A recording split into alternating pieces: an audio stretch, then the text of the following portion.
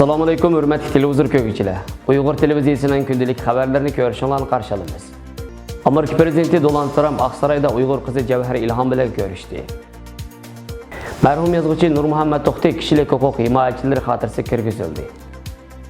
Ankara'da 2 nöbetlik siyaset ve stratejiye kursu açıldı. Türkiye'de çetelliklerge ömürlük setiş yukarı seviyeye yetti. Tövende diktanlar haberlerimizden tepsili mezmulurdu bolsun. 17 iyul Washington'da açılgan 2 nöbetlik dini erkinlikni ilgiri sürüş ministerler yığını jaryanida Prezident Donald Trump dünyanın her qaysi devletlerden kelgan dini ziyankeşlik uçurgan Uygur, Tibet, Falun Gongchi qatarlıqlarni öz ichiga olgan 27 vakil bilan Aqsarayda görüşdü. Vakillar qisqa tushunishlik qilib o'zlari uchrab kelgan har xil zo'ravonliklarni so'zladi. Prezident Trump ular bilan ko'rishganida bugun biz bilan birga bo'lganlar bo'lsa, o'xshash bo'lmagan davlatlardan kelgan, o'xshash bo'lmagan diniy an'anaga e'tiqod qiladigan er-ayollardir. Hammanglarning o'rtoqligi bo'lsa, har biringlar o'z davlatinglarda diniy e'tiqodinglar uchun zo'r ziyonkashlik uchirdinglar. Biz Amerikada har doim huquqlarning hukumatdan emas, balki yaratquchidan keladi deb tushunamiz. Bizning huquqlar nizomnomasidagi tunji hurlik diniy hurlikdir. Bizning har birimizning o'zimizning vijdonini qabul etgan narsaga va iymon etgan dinimizning talabiga ergashish huquqimiz bor. Biz bilamizki, agar insonlar o'zining e'tiqodini erkin holda bejo keltiramasa, boshqa barliq erkinlikmi xavf ostida qoladi va aniq aytganda erkinliklarning ma'nosi qolmaydi. Mana bu sababli Amerika hukumati dunyoda diniy erkinlikni qo'g'dash va tashabbus qilish faoliyatlaridan hargiz to'xtab qolmaydi degan. Xitoy hukumati tomonidan muddatsiz qamoq jazosiga hukm qilingan boshqa fikrlik zot va iqtisodshunos Ilhom To'xtining Anna universitetida o'qiyotgan qizi Cevher İlham Prezident Trumpga "Mening dadamni o'z ichiga olgan 3 milliondan ortiq Uyg'ur xalqi hozir Xitoyning yig'ib olish lagerlarida so'lanmoqda. Mening dadam muddatsiz qamoqda yatmoqda" deb so'zi tek oxirlashmaganida Prezident Trump Cevherdan "Sizning dadangiz turmada yatqil qancha yil bo'ldi?" deb so'radi. Cevher javoban "O turmada yatqil 5 yil bo'ldi. O yana turmada qanchalik yotadi, uni bilmaymiz" dedi. Cevher İlham mashhur Uyg'ur professor Ilhom To'xtining qizi bo'lib, Xitoy hukumati dadasining tinchlik bilan elib borgan faoliyatlar uchun 2014-yili muddatsiz qamoq jazosi bergan. Amerika hukumati buningga qattiq norozilik bildirib, Xitoy hukumatidan professor Ilhom To'xtini qo'yib berishga chaqiriq qilgan. Yaqinda Amerika Davlat Majlisi a'zolaridan Marco Rubio uni 2019-yillik Nobel tinchlik mukofoti nomzodligiga ko'rsatgan. Amerika prezidenti Trumpning yuqorqidagi Uyg'ur, Tibet, Falun Gong murtlarini o'z ichiga olgan va dunyodagi har qaysi tillarning vakillari bilan uchrashishi Xitoy hukumatini qattiq bayram qilgan. Xitoyning tashqi ishlar bayonotchisi Luka 18-iyul kunidagi bayonotida Amerika uyushtirayotgan bu yig'inni va Trumpning yuqoridagi vakillar bilan bo'lgan uchrashishini Xitoyning ichki ishlariga aralashganlik, Xitoyning diniy siyosatlariga qarshi surkiganlik dedi. Amerika Uyg'ur birlashmasi raisi Elshad Hasan bo'lsa, so'zida Amerika hukumatining va xalqaro axborotlarning Uyg'ur masalasiga ko'ngil bo'lishidik sabab, ular Uyg'urlarning vaziyatining qanchalik darajada xatarlik ekanligini va shundaqla Uyg'urlarning bugunining dunyoning atisi bo'ladiganligini tunib yetganligida deb ko'rsatdi.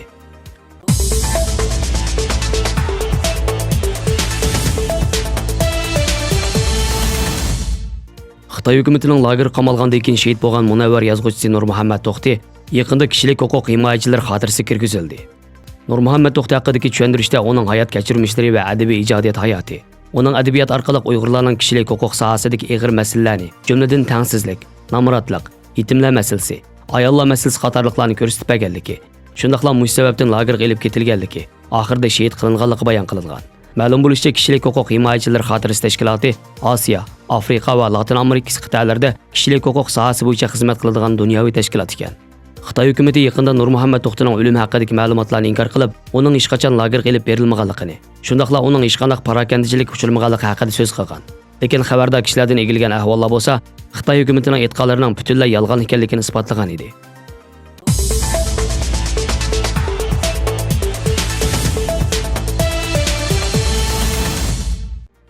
On 4-iyuldan 21-iyulgacha Anqaradagi Uyg'ur tadqiqot instituti yosh mutaxassis Uyg'urlarni yetishtirish maqsadida 2 navbatlik siyosat va strategiya kursi ochdi. Mazkur kursga Turkiyaning har qaysi shaharlaridan oliy maktab to'liq kurs, doktorlik va magistrlik o'qiyotgan yoshlar orasidan tanlangan 25 nafar yoshlar qatnashgan bo'lib, Uyg'ur tadqiqot instituti mudiri, strategiya mutaxassisi doktor Erkin Akram, Izmir Aga universiteti professori Olimjon Inoyat, milliy mafkura va qimmat qarashlar, Kanadadagi Uyg'ur ziyolisi Ruqya Turdush, millat va millatchilik, Anqaradagi Hoji Bayram universiteti tarix professori doktor Qonur Olib Arjilason, boshqalarning nazarida Uyg'urlar. Jurnalist Adiljon Erg'uy bo'lsa, biz kim? Uyg'urmi, Sharq Turkistonlikmi? Biz o'zimizni to'nimdik.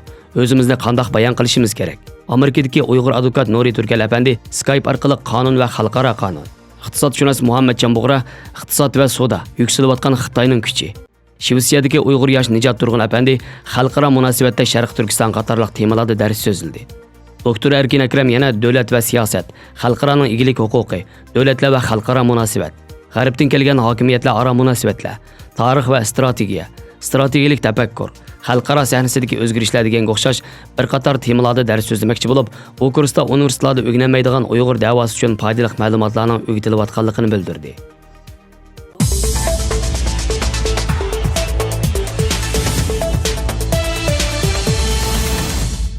Türkiyədə chet elliklarga uy mulk setish iyun oyida bulturning o'xshash mazgilga solishtirganda 30,5% eshib 2689 ga yetdi.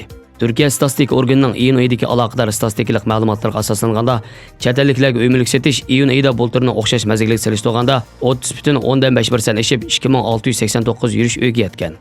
Uy mulk setishda 9000 yurish uy bilan Istanbul 1-chi, Antalya 680 yurish, Ankara 134 yurish, Yalova 123 yurish, Bursa 122 yurish uy setilgan. Iyun oyida Turkiyadan Iroq fuqarolariga 429, Eron fuqarolariga 415, Rossiya fuqarolariga 190, Germaniya fuqarolariga 126, Angliya va Kuvayt fuqarolariga 113 yurish uy setilgan ekan. Xabarlarimizni ko'rganingizga rahmat. Ko'rishguncha omon bo'linglar. Xayr xo'sh. Allohga omonat.